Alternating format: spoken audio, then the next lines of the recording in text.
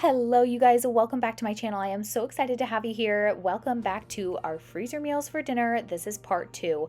I'm telling you guys, I made so many freezer meals for dinners because that was one of the hardest things when I was postpartum with my first baby, was figuring out what to do for dinner. I was exhausted by the end of the day and I just couldn't even think of an idea, much less make it and then have to clean up after it. So this is the goal, is to get all of these ready for the freezer, and that way I hopefully don't have to think about meals for at least 2 weeks, if not longer.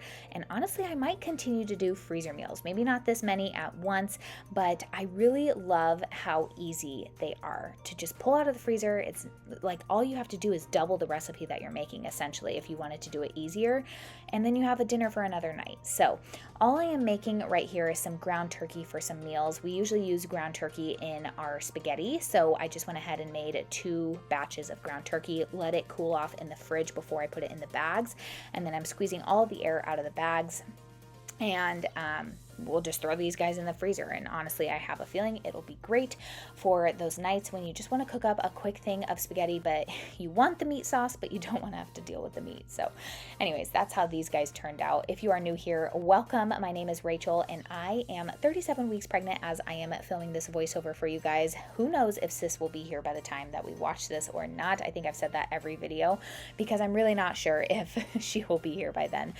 Hoping that she is. She's made some signs known to us that she may be coming a little bit earlier than her brother, who I had at 39 and 5. So the next thing that I am making right here are some turkey meatballs. We're just using, this is like a basic recipe that I just made up, so there's nothing for me to link down below for you.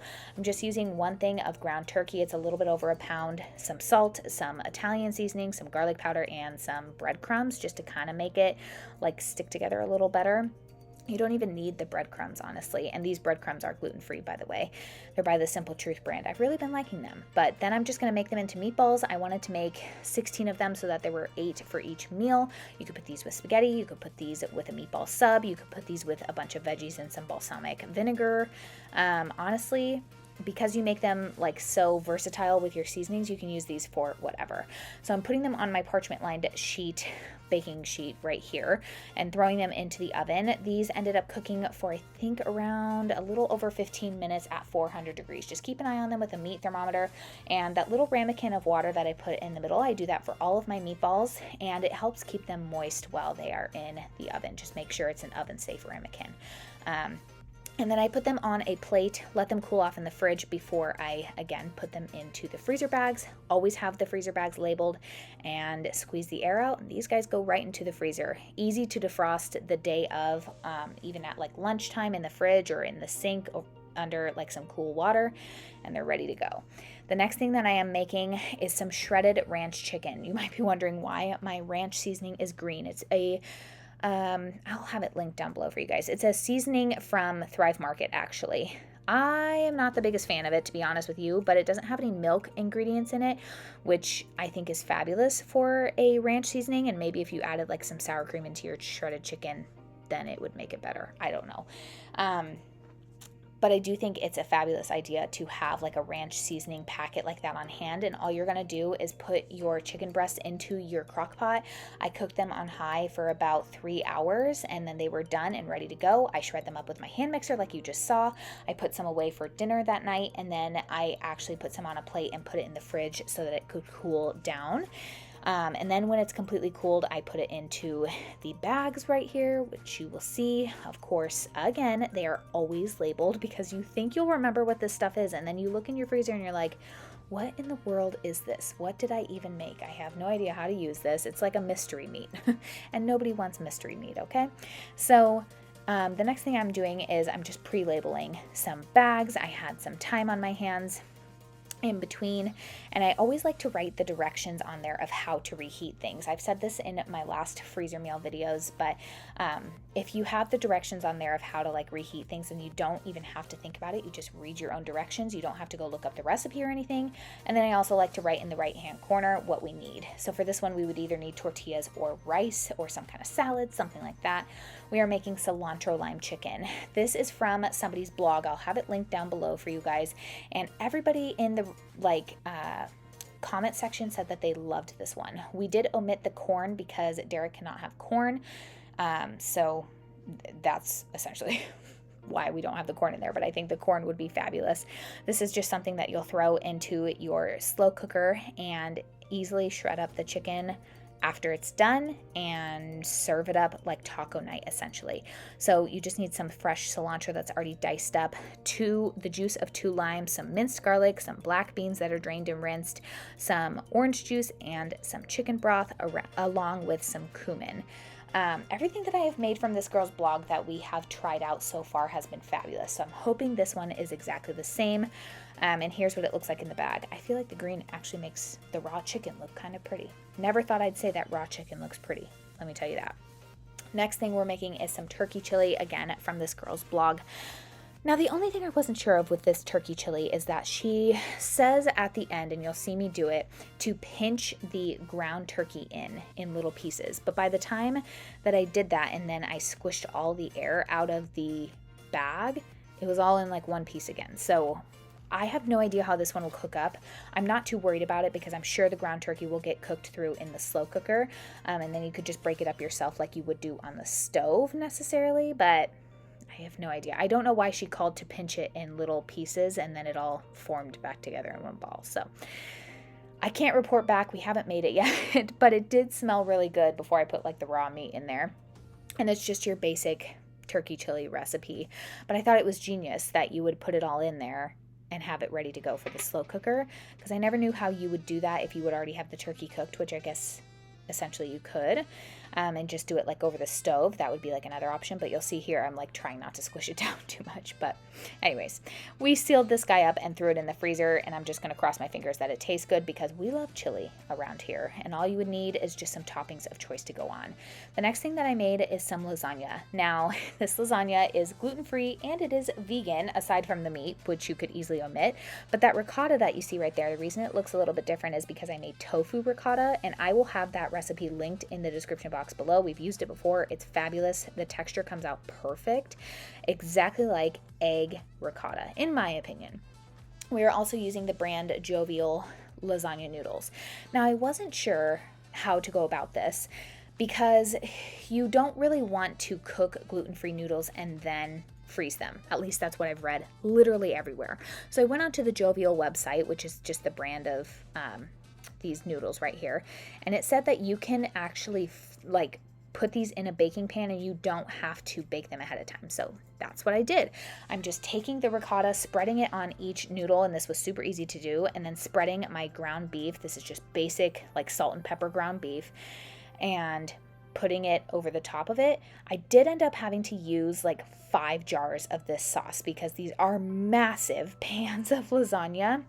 And the one thing that I kept reading over and over and over again was that the gluten-free pasta needs more moisture. So when in doubt, just basically put more sauce on. So yeah, that's why I ended up using 5 jars. But we just went for as many layers as we possibly could. I ended up using 3 boxes of the lasagna noodles before I didn't have anything left. I actually didn't even have any room left in the pan. And then I spread some sauce on top. You could easily add cheese, like if you guys eat cheese, but it just was going to be too much of a hassle for me to figure out how to do dairy cheese and then dairy-free cheese and not have it like mixed together in a thing like this. So I went ahead and triple foiled these. If you can do saran wrap, I would definitely do it before the foil. I did not have any saran wrap left, so I'm hoping we don't get major freezer burn on these guys. I may have to go back in with like some saran wrap and just put it on there. But essentially, you're just going to defrost these guys for 24 to 48 hours in the fridge, and then you're going to bake them at 350 for 45 minutes, remove the foil, and do it for another 15 minutes. Sounds super easy. I'm hoping it ends up being so good. White chicken chili is next on our list, and this is another one that just goes straight into your crock pot. Super easy. Looks like a lot of ingredients, but again, it's a lot of spices. We've got 3 cans of beans over there, some onion, which this onion ended up being so bad. I don't know how all of my onions went bad at the same time, probably because they were all next to each other in my food storage, but ended up not being able to use it, and that's okay. We'll be fine. But the green chilies that you see over there with the black top, it would be the exact same thing as you getting cans of green chilies in the store. I just happen to have this large jar of it that I found at Costco, and use up what you've got, guys. It doesn't have to be the exact ingredients, but if you've got like 3 cans of beans on hand, but they're not these exact kind of beans, it's totally fine. This recipe will be linked down below. I do have a recipe for this one. And again, super easy. So we love chili, which is why we've now made 2 kinds of chili. And then at the end of this one, you do need to add something in to make it white. So essentially you're going to add like sour cream, cream cheese, something like that, but you wouldn't want to freeze that. And there went my bag. So I did have a little mishap. This was my only mishap though, so I will take it. I do need one of those things that like stands up your freezer bags, but I don't make freezer meals enough yet, I think, to justify that purchase. So throwing in my chicken here, and I do drain the chicken before I put it in, making sure to clean off everything and sanitize it as well. Thankfully the chicken wasn't in the bag before it spilled, and we're throwing this guy straight into the freezer. Easy slow cooker method that you use to heat it on up, and then I would probably shred it. The actual recipe for that one did call to cut the chicken breasts, but I think we're just going to shred it anyways. Okay, moving on to creamy chicken enchiladas. You guys know I can talk forever. I don't know how one person can talk this much, but apparently I can. So this one did require a few ingredients, but you'll see some extra ingredients here that are not in the recipe. I did add in some black beans, and I added in some leftover chicken that we had on hand, and I added in some brown rice. We are using the siete tortillas, which means you do need to heat them up ahead of time, and I just have them sitting there in my plate with a lid over them so that they stay pliable, and that was basically it. I just used things that I already had on hand in my fridge, and you know what? They didn't go to waste, and I was able to use them up. I did end up making a double batch of this, so I had one to go in the freezer and then one to make for like tonight's dinner for this one. And they were super good. We ended up loving them. I do wish I had more cream cheese with the amount of chicken and rice and stuff that I had. I only had like 4 ounces of cream cheese. It calls for 8 anyways. I should have gotten 2 of them and had like 16 ounces, but I don't know about anybody else's kids. Logan can literally eat cream cheese by the spoonful, which is why I was missing half of my cream cheese. So we are going to be making the homemade, like, it's like the creamy white, it's kind of like a greenish white enchilada sauce, and this was so good. I should have just doubled this sauce. I don't know why I didn't. I've doubled every other sauce in these freezer meal videos, but I didn't double this one. It was fabulous. I just didn't have enough to go around. So you're going to make a roux with your butter and cornstarch, which you saw me do there. Pour in your chicken broth, which again, she has this all written down in the recipe. And then you're going to pour in your green enchilada sauce, or she calls for like a green salsa, which is fine too. I just had green enchilada sauce on hand, and then some kind of sour cream or something. I am using cashew milk yogurt in place of that so that it is dairy free. You literally won't taste a difference, and I think it has better health benefits for you, but sour cream is great too. I'm just going to make sure I'm spraying my pan. Anytime that I'm using one of these pans, I'm always making sure to spray it, because the last thing you want is to work so hard on these freezer meals. You bake them up, you're so excited to have something easy on hand, and then you can't get it out of the pan because it's all stuck there. So I'm just taking all of my tortillas and rolling them up with some mixture, and that's it. You want to set the sauce aside and have it frozen in like a freezer bag on the side. Just so that it doesn't get soggy. I thought that was a great tip from her. And you just saw me. I had to cut an apple for Logie Bear because of course he was hungry and he wanted something. So mom life definitely takes over, but Derek was a huge help during these videos. So shout out to him, because he made everything so much easier by entertaining Logie Bear while I could get these done and crank them out within like a week. But I just went ahead and folded up as many as I could fit in here, and then whatever was left I threw into another pan for us this night. I put a bunch of foil on top of it, double foiled it, but again, I would put saran wrap before the foil if you can. Write your directions on top of how to reheat it. Super easy for these guys, but you would want to defrost the sauce ahead of time. You can always pour the sauce over and freeze it like that too, but apparently it just makes it a lot more soggy. So if you don't care about that, then go ahead and throw the sauce on. But I said instructions underneath this layer because I actually poked a hole through my foil on the bottom, so I had to add another layer of foil. But this is how I froze the green enchilada sauce, which you will see right here. Super easy, just made sure it was completely cooled before I put it into my bag, made sure all the air was out. And that's it. Super easy, you guys. Super, super easy. I hope you grabbed some good inspiration and motivation from this. If you want me to do more freezer meals, let me know in the comments down below. Let me know what your favorite meal from this video looks like it would be for you. And I will see you guys next time. Bye.